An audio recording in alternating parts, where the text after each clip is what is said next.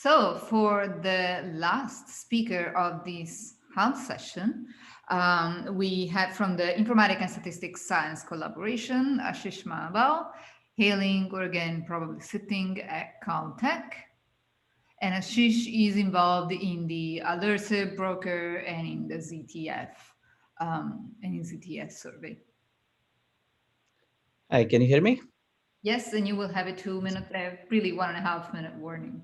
Okay, good morning. Yeah, so I'm representing today ISC perspective here, and this is not a science collaboration, so our aims and requirements are somewhat different, and that is what I'll try to present.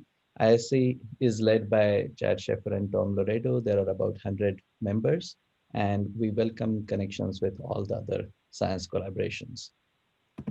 So the broad aims of the informatics and statistics group are essentially enabling and empowering the science groups. And so what we'd like to do is identify overlaps in needs and applicable methodology and try to bring those together and make sure that the same wheel is not being reinvented twice in the different science groups. So already we heard, for instance, both the presentations that were given that how there are some ML related things. So those are the kinds of things that we'd like to incorporate and reach out to these groups and so that we can connect to create a much bigger whole. So working with ensembles is one of the main things, but the other things that we can do is uncertainty quantification, because many of the ML methods and statistical methods, for instance, that becomes a main thing for ML methods. It's more difficult, but there is more research going on that.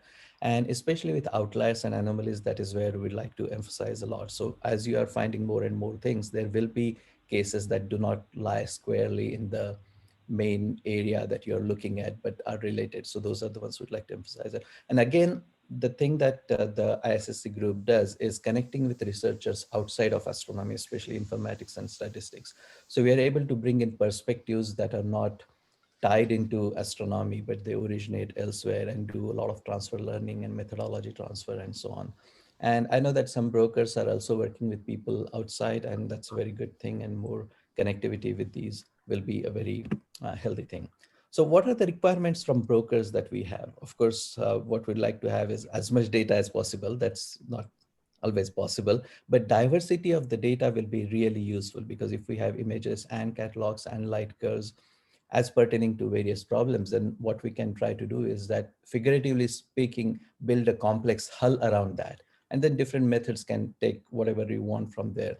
The reason for this is that rather than only deep networks, what one can also develop are deep and wide networks where the width can incorporate metadata, but as well as data from other archives, from other bits and pieces that we have. And that provides very useful information to the problem at hand. So that's something that we'd really like to build in, bringing in bits and pieces of data from whatever is available and building these bigger sets. So an example that we have, for instance, in ZTF is the ZTF Marshall. Matthew mentioned the fritzmarshall.org, which is the newer version of that. So where you not only collect event data, but also follow-up data and musings from people who are looking at that. And that allows you to, again, bring up the nuances in the data that is available.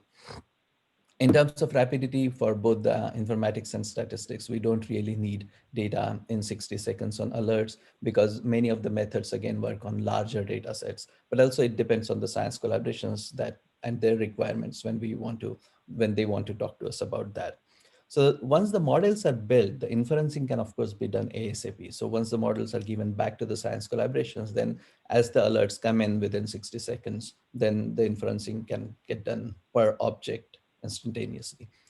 But one of the areas that we are very interested in are the online updates. So for instance, as an alert has been released, when there is a new point, how does that new point change any of the classification that may have happened so far? And keeping provenance of that, keeping a versioning of that. So how is that going to be tracked? How are the evolving classification tracked? So that is something that's critical, because a lot of follow-up can get done. And if there are changes happening, maybe there are teams that will not do follow-up on certain thing, or some other objects become more interesting. So that is an area where we are very interested in, and I hope we can talk more about that to different science collaboration groups there. And the additional challenges that are of great interest are of, especially in the first year or two of LSST, when we'll be combining various images that go much fainter than what other surveys have done before, and generating these reference images and catalogs. Being able to do a lot of science before that happens, one will have to extrapolate the existing models and how best to do that, keeping the statistical focus in mind. So that, for instance, the follow-up of many, many faint sources will be difficult or sometimes impossible. So the traditional methods of determining classification based on follow-up may not happen. And so we'll need to rely a lot on machine learning. And there will be a lot of subclasses that will be found.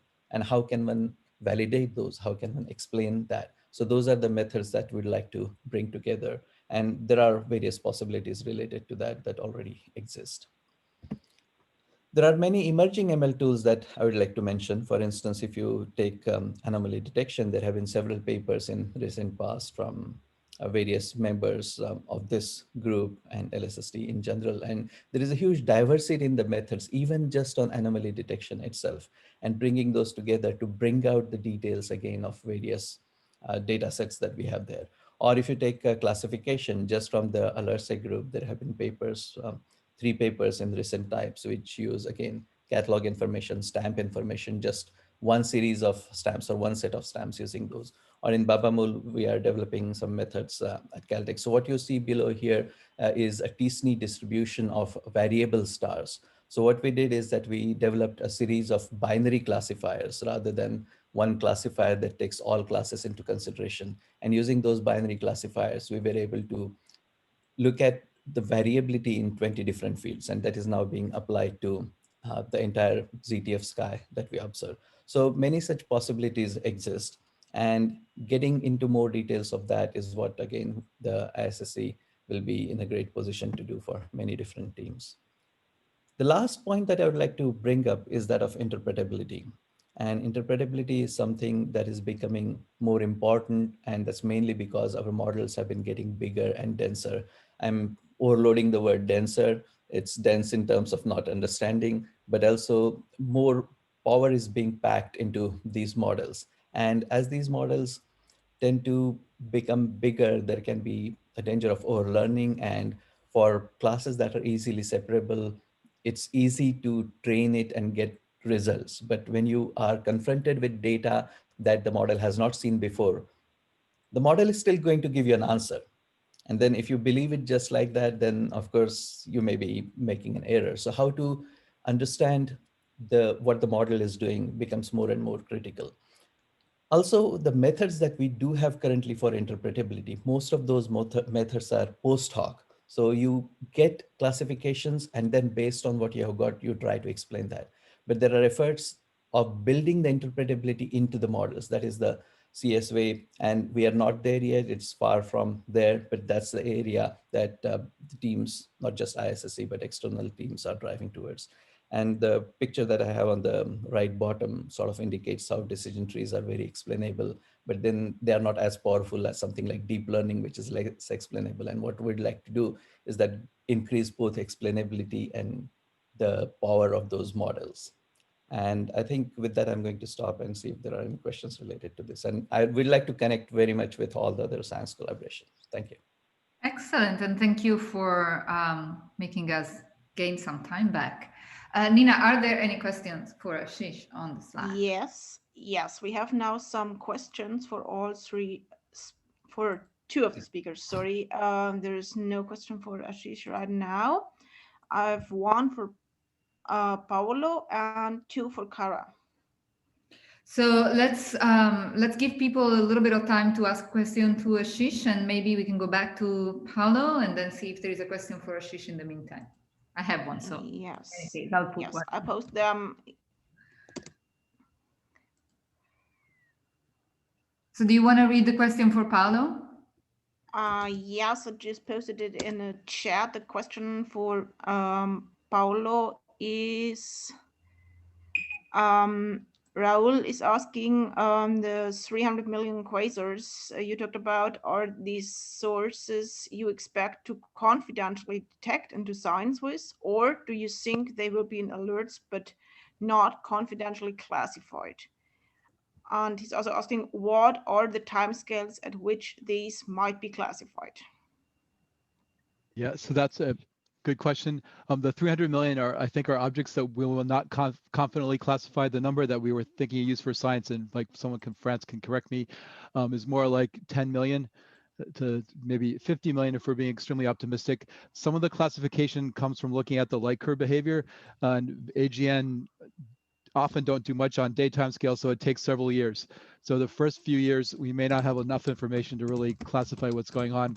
And the problem with AGN, sometimes they have extreme events. They can flare by, even ordinary quasars can flare by 0.4 magnitudes randomly, and that could be enough to trigger something. So these would be guys at the edge of the sensitivity limit coming and going. And they may not stay that long. They may stay up for a month and drop, and then that'll be a possible confusion case. Some of those could be identified. They're like VLA is coming out with a new survey, and a lot of these are radio emitters at faint levels. So they're, by putting multi-wavelength information, we might be able to knock some of these out. But it is a background I think you need to worry about. Thank you. And Nina, I see you post the question for Ashish. So we got at least one question for each. For Ashish, yes, I have now a question by Francisco Förster is asking for Ashish, could ISSC help the broker community to design and test benchmarks? Yeah, I believe that should be possible, and we can definitely talk more about that because there is expertise in ISSC which can help do that and bring in the methodology related to benchmarking of the various brokers. I also see another question there. So Franz Bauer has asked, how is ISSC liaising with other SCs? Yeah, we are open to inputs and we can talk. So you can reach out to me or to the two leaders I mentioned earlier, Chad Schiffer and Tom Loreto, but And definitely.